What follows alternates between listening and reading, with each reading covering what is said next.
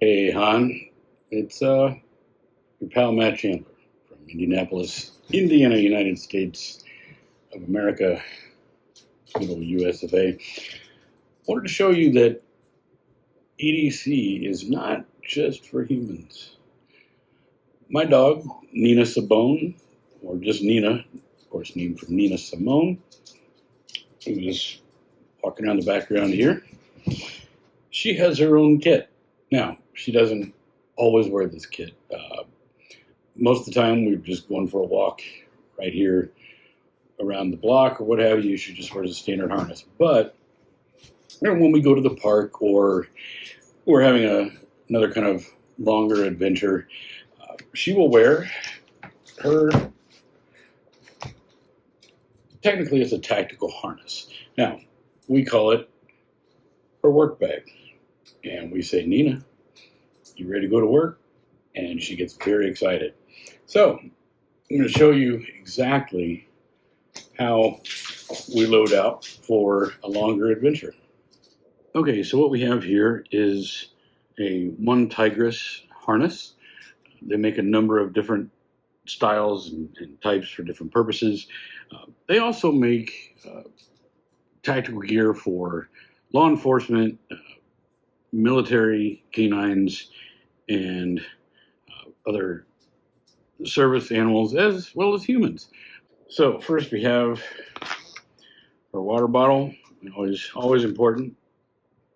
Humans and animals need to stay hydrated, especially right now here in Indiana. Today it was 90 degrees with 80% humidity. So always got to have some water on you. That goes inside this Molly expandable water bottle holder, and we have her Stay Positive patch. So this is great. You can actually tighten and loosen depending on the size of the bottle that you have, both on the top and the sides. It's got the Velcro patch on the front, Velcro paneling, and attaches via Molly to wherever you want to place it. Now, our water bottle, I can't say that today, is on what they call one of their saddlebags. That's what they call them, just like with horses. That has Molly webbing and it's Velcro fronted. Now, and this nice reflective silver strip.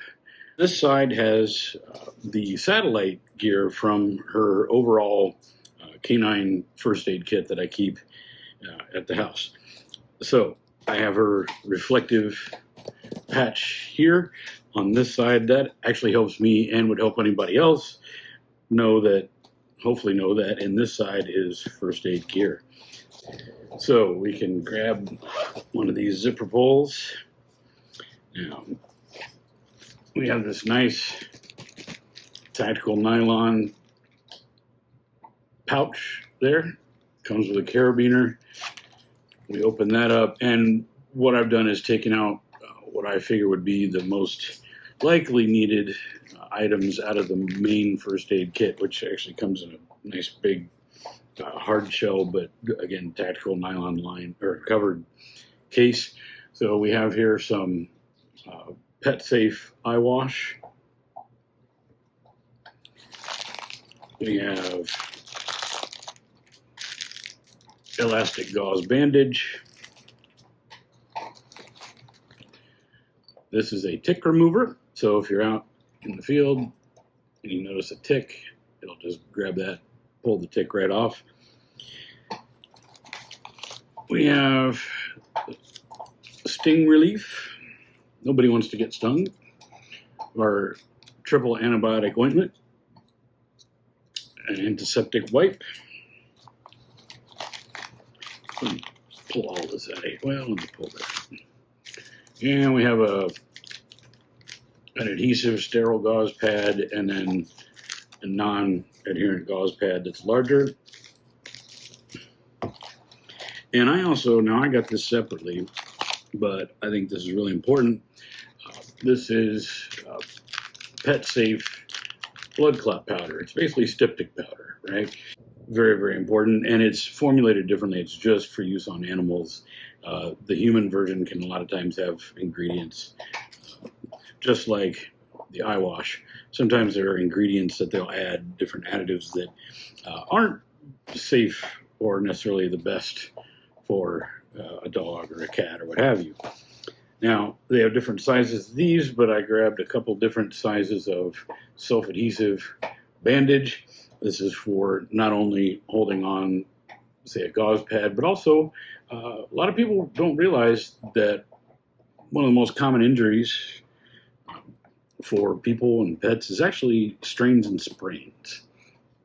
You know, that a sprained ankle, you know, you're not permanently injured, you're not bleeding, but you know that that can really, really hamper your day. And so if you're out on a walk, if you need to get somewhere, it's important to stabilize that location so that you can continue on to wherever you need to go to get further treatment.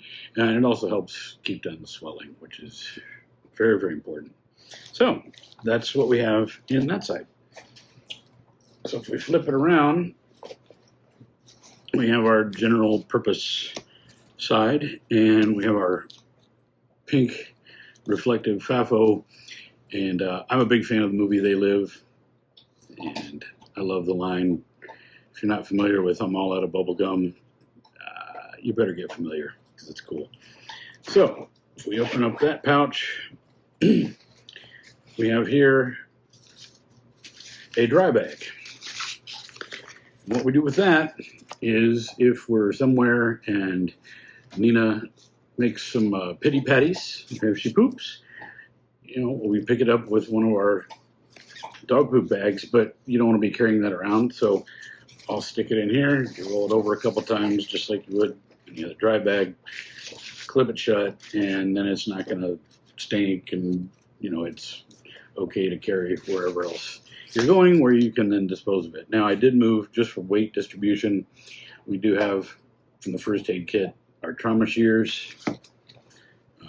I put in a pair, actually 2 pair of nitrile gloves, in keeping with my usual black theme of things, and a couple of KN95 masks. I tend to carry those wherever. You know, if your allergies are bothering you, you got your masks, okay? So these pouches are great. They have the mesh section right here, kind of the open area right there. Now, a couple more, one first aid related item. This is an emergency muzzle, okay? When a dog gets hurt and you try to treat the injury, you know, they don't want you messing with the part that hurts. So they will default to, and you hear that noise, that's Nina behind me chewing on her bone. They will default to wanting you to not touch it, and they'll use whatever means they have available, and that's going to be their teeth. And it also keeps the dog from, you know, biting or licking at something they shouldn't be licking at on themselves, the injured part. So this just keeps everybody safe.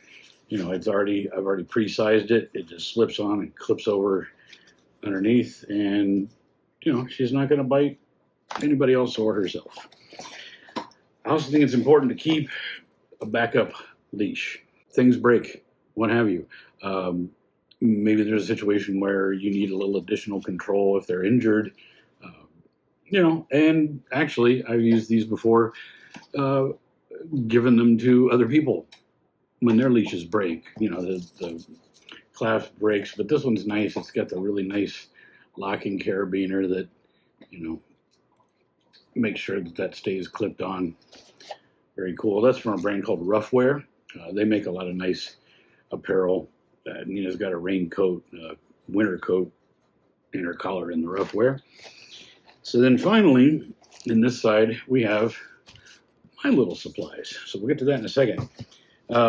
We have our Berserker rocker panel right there, little Velcro patch. So that, and there she is again, wouldn't be complete if she didn't chime in, right? So that is the loadout of her harness. This part is actually my pocket EDC. I put that in the other side of her harness, and we're going to save that because I want to show you that on its own. So it's wonderful, you know, a big, strong dog like Nina. She likes to feel like she has a job, and so she's carrying her own supplies and her water, you know, and she's also carrying things that I might use. And she feels very important. Dogs love to have a purpose. They like to have a job. And now we're going to argue over the bone, of course. So there you go. There is Nina's work bag, her EDC, and you can't have coffee. You can't have my coffee. See, she loves her work bag. I know. I love you too. Yeah, it's so important to have first aid and other supplies. I didn't have any treats in there right now, but I usually keep treats in there also. Oh, I know. I know. You love Mary. You have your little kit. You have your work kit. Yeah, is that your bag? I know. You know, we'll throw a little ball in there, throw a toy. So, there you go. There's Miss Nina Sibone. There's her almost everyday carry. And EDC is not just for humans. Talk to you soon.